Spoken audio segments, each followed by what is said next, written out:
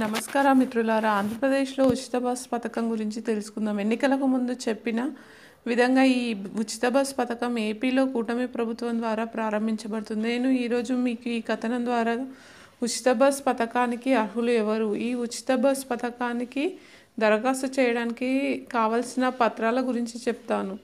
రాష్ట్ర రవాణా శాఖ మంత్రి మండిపల్లి రాంప్రసాద్ రెడ్డి ఈ ఉచిత బస్ పథకాన్ని త్వరలో ప్రారంభిస్తామని చెప్పారు.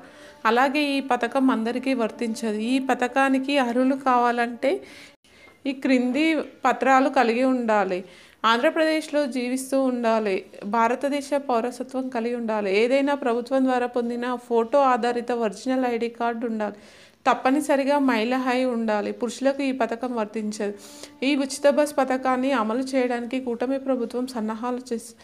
ఈ పథకం త్వరలో అనగా ఆగస్టు 1వ తారీఖు నుండి అమల్లోకి రావచ్చు అనే వార్తలు వినిపిస్తున్నాయి. ఈ ఉచిత బస్ పథకాన్ని మొదటగా విశాఖపట్నంలో మొదలు పెడతారు. అలాగే ఈ ఉచిత బస్ పథకాన్ని అమలు చేయడానికి కొన్ని సమస్యలు కూడా ఉన్నాయని చెప్తున్నారు.